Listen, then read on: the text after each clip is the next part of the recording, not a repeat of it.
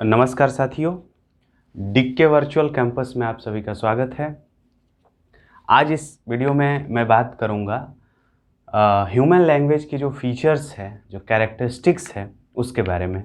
ये वीडियो का पार्ट 6 है, लेकिन इससे पहले वाले वीडियो पार्ट 5 में मैं बात किया हूँ फीचर्स ऑफ ह्यूमन लैंग्वेज, तो उसी के कंटिन्यूएशन में ये वीडियो है। इसके पहले वाले वीडियो में हम 8 ऐसे ह्यूमन के लैंग्वेज के स्पीच लैंग्वेज के फीचर्स बताए हैं जो हॉकेट ने चार्ल्स फ्रांसिस हॉकेट 1960s में द ओरिजिन ऑफ स्पीच में उन्होंने बताया है, और उसी में जो बचा हुआ फीचर्स है इस वीडियो में कवर करूंगा। तो ये चार्ल्स फ्रांसिस हॉकेट के अनुसार ह्यूमन लैंग्वेज की, स्पीच लैंग्वेज की क्या क्या कैरेक्टरिस्टिक्स होते हैं, हम उसके बारे में बात कर रहे हैं। दोस्तों, ह्यूमन लैंग्वेज जो है एक ऐसा गिफ्ट है मनुष्य के लिए। भाषा एक ऐसी संपदा है इसी के कारण मानव विकास किया है। आप सोच करके देखिए कि एक ऐसी वस्तु ह्यूमन लाइफ में जो मनुष्य के विकास में सबसे महत्वपूर्ण भूमिका निभाती हो, वो भाषा है। इसीलिए भाषा का जो वरदान मिला है वो अमूल्य है, जिसका कोई और अल्टरनेटिव नहीं है। अगर भाषा नहीं है मानव के जीवन में, तो मानव और पशु में कोई अंतर नहीं है।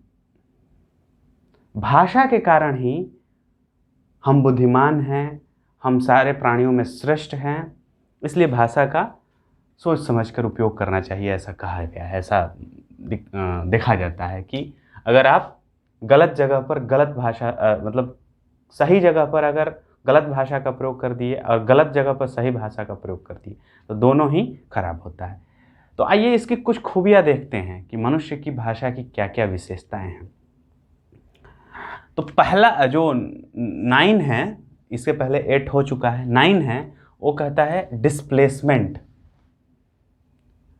डिस्प्लेसमेंट से यहाँ तात्पर्य ये हुआ कि ह्यूमन की जो कैपेसिटी है, ह्यूमन लैंग्वेज की जो कैपेसिटी है, वो टाइम और स्पेस से परे भी जा सकता है।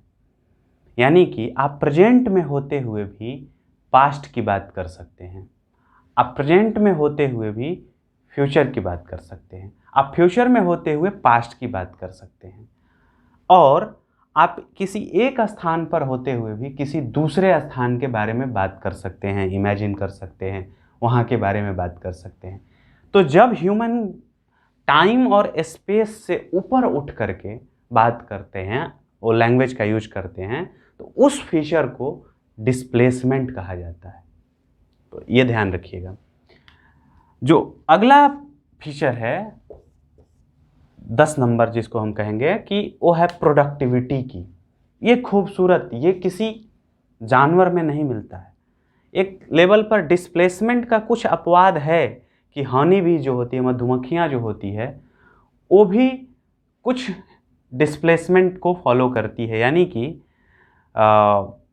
एक मधुमक्खी अपने फ्रेंड्स को हनी के सोर्स के बारे में जानकारी दे सकती है।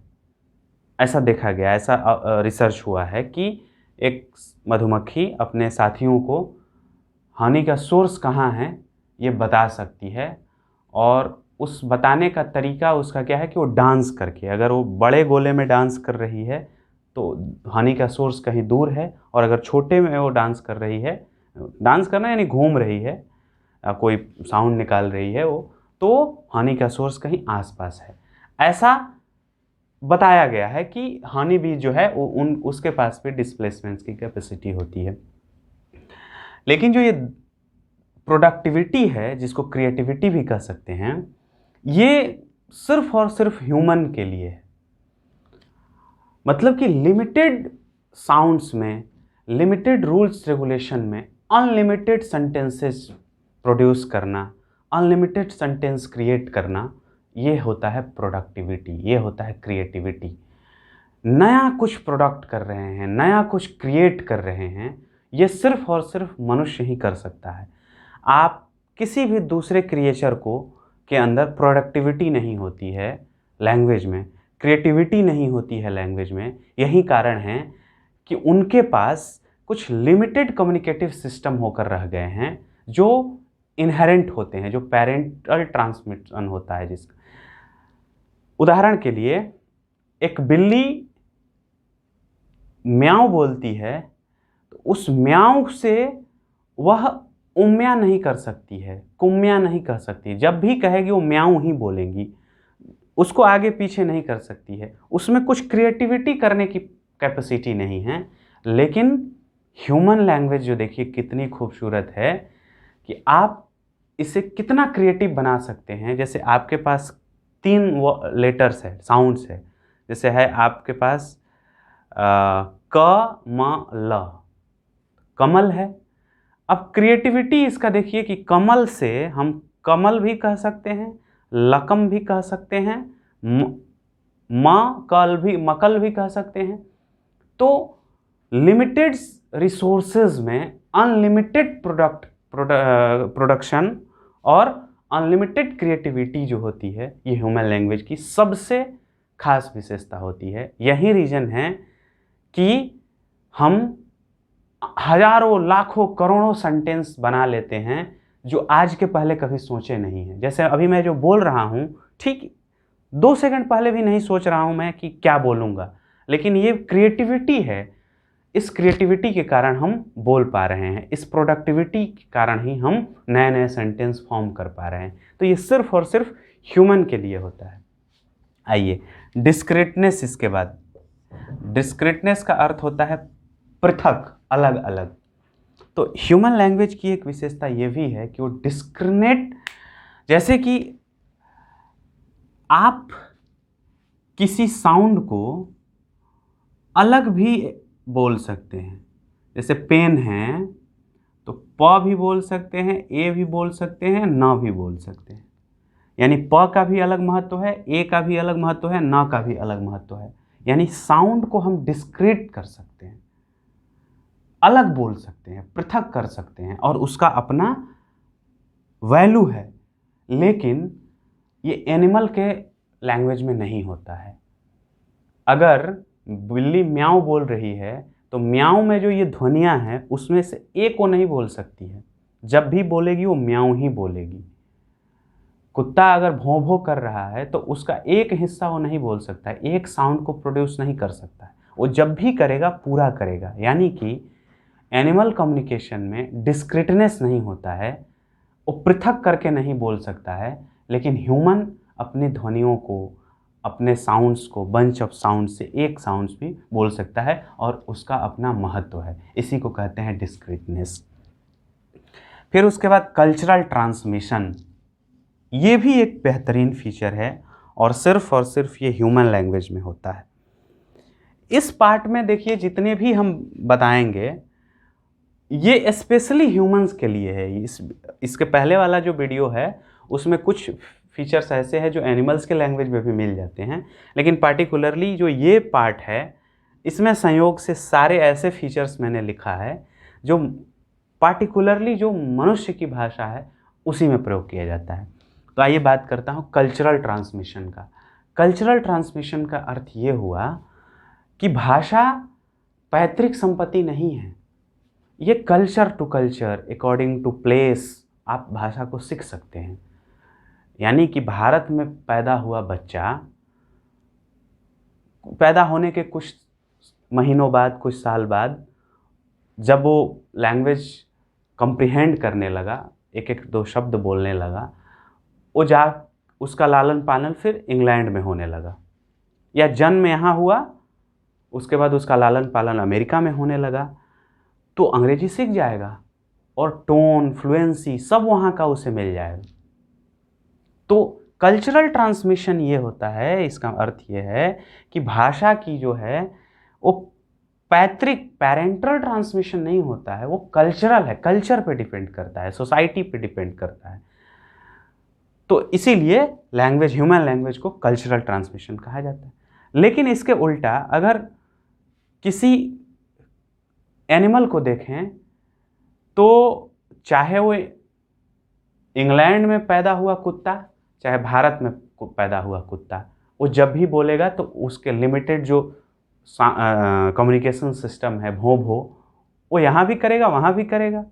तो उनका कल्चरल ट्रांसमिशन नहीं है, उनका क्या है, उनका इनबिल्ट कैपेसिटी है उतना कम्युनिकेट करने की। लेकिन ह्यूमन लैंग्वेज की जो विशेषता है कि ये स्थान के अकॉर्डिंग, समाज के अकॉर्डिंग, सोसाइटी कल्चर के अकॉर्डिंग ये चेंज होता है। आप अलग अलग भाषा सीख सकते हैं। तो ये हो गया कल्चरल ट्रांसमिशन। इसके बाद आता है ड्यूअलिटी ऑफ पैटर्निंग। ये कुछ ना कुछ डिस्क्रिप्टनेस में ये मैं बता दिया हूँ, फिर से बताता हूँ। ड्यूअलिटी ऑफ पैटर्निंग का होता है कि ये दो स्तर पर हम, जैसे हम वर्ड भी बोल सकते हैं, वर्ड, और व भी बोल सकते हैं, ड भी बोल सकते हैं। तो ह्यूमन का जो लैंग्वेज होता है वो साउंड लेवल पर भी बोल सकते हैं और वर्ड लेवल पर भी बोल सकते हैं। ड्यूअलिटी ऑफ पैटर्निंग इसी को कहा जाता है। तो अगर इसका अकेले महत्व है तो यही फीचर है डिस्क्रेटनेस में। तो इन दोनों का डिस्क्रेटनेस और ड्यूअलिटी ऑफ पैटर्निंग में थोड़ा संबंध है। आइए उसके बाद बात करता हूँ प्रीवेरिकेशन। ये तो गजब बेहतरीन फीचर है और ये सिर्फ और सिर्फ ह्यूमन को ही मिलता है। प्रीवेरिकेशन का अर्थ हुआ एबिलिटी टू मेक फॉल्स और मीनिंगलेस सेंटेंसेस, मीनिंगलेस स्टेटमेंट। अगर इसको आसान भाषा में कहें तो झूठ बोलने की जो कैपेसिटी होती है, अर्थहीन बातें बोलने की, मीनिंगलेस बातें बोलने की जो कैपेसिटी होती है, वो सिर्फ और सिर्फ मनुष्य में हो सकता है। कोई जानवर कभी झूठ नहीं बोलता है। ये बात कितनी खूबसूरत है कि जो दोष भी मिला हुआ है भाषा का, झूठ बोलना मतलब सामान्यतः ये दोष है, एक झूठ नहीं बोलना चाहिए, ऐसा कहते हैं झूठ बोलना पाप है। लेकिन ये सिर्फ और सिर्फ मनुष्य को ही ऐसी खूबी है कि मनुष्य ही झूठ बोल सकता है, मनुष्य ही गलत बात बोल सकता है, मनुष्य ही मीनिंगलेस बात बोल सकता है। तो दुनिया में, इस पृथ्वी पर जितने भी प्राणी हैं, याद रखिएगा, उसमें मनुष्य ही गलत केवल बात बोल सकता है। कोई जानवर कभी झूठ नहीं बोलेगा, कोई जानवर कभी फॉल्स नहीं बोलेगा, कोई जानवर कभी गलत इन्फॉर्मेशन किसी को नहीं देगा। तो इसलिए प्रीवेरिकेशन जो है ये बेहतरीन, इसको खूबी कहे, वरदान कहें या श्राप कहें, आप जो भी कहिए, लेकिन प्रीवेरिकेशन की जो कैपेसिटी है ये मनुष्य को ही मिला हुआ है। उसके बाद देखिए रिफ्लेक्सिवनेस। ये मतलब अजीब है ये कि भाषा के बारे में बात करने के लिए हम भाषा का यूज करते हैं, यानी language is use to talk about language. जैसे हम लैंग्वेज के बारे में बात कर रहे हैं और लैंग्वेज में कर रहे हैं।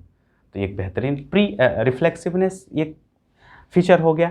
तो रिफ्लेक्सिवनेस को याद रखिएगा कि लैंग्वेज सीखने के लिए, लैंग्वेज के बारे में बात करने के लिए एक लैंग्वेज की ज़रूरत होती है, इसीलिए इसको रिफ्लेक्सिवनेस की क्वालिटी कहा जाता है कि ये ह्यूमन लैंग्वेज के पास होती है। और अभी तक मैं जितना बताया उसमें एक बेहतरीन कैरेक्टरिस्टिक्स जो है वो है लर्नेबिलिटी, यानी कि ह्यूमन लैंग्वेज को सीखा जा सकता है, ह्यूमन लैंग्वेज को पढ़ा जा सकता है, ह्यूमन लैंग्वेज को पढ़ाया जा सकता है, इसको लर्न किया जा सकता है, इसको एक्वायर किया जा सकता है, इसको ग्रहण किया जा सकता है, समझा जा सकता है, पठन पाठन के यूज में इसको यूज कर सकते हैं। यानी कि लर्नेबिलिटी, यानी वो सीखने योग्य होती है। मानव की भाषा जो होती है हम सीख सकते हैं, लेकिन जानवर की भाषा कोई जानवर को सीखना नहीं पड़ता है। बिल्ली के बच्चे को ये सिखाना नहीं पड़ता है कि म्याऊं बोलो, कुत्ते को भौं भौं करने वो सिखाना नहीं पड़ता है, वो इनबिल्ट है उसके अंदर। लेकिन ह्यूमन की लैंग्वेज की जो विशेषता है कि वो सीखा भी जा सकता है, उसको पढ़ाया भी जा सकता है। तो लर्नेबिलिटी हुआ। तो साथियों ये रहा फीचर्स ऑफ ह्यूमन लैंग्वेज। हॉकेट जिसे design features of human language कहते हैं, और यही हैं 16। उन्होंने पहले 13 ऐसा फीचर्स दिया था, बाद में ये 3 खुद अपने जो पेपर है वो खुद जोड़े इसमें, प्री वेरिफिकेशन, रिफ्लेक्सिवनेस एंड लर्नेबिलिटी। तो इस तरह से हम देखें कि मानव की भाषा की क्या क्या विशेषताएं हैं।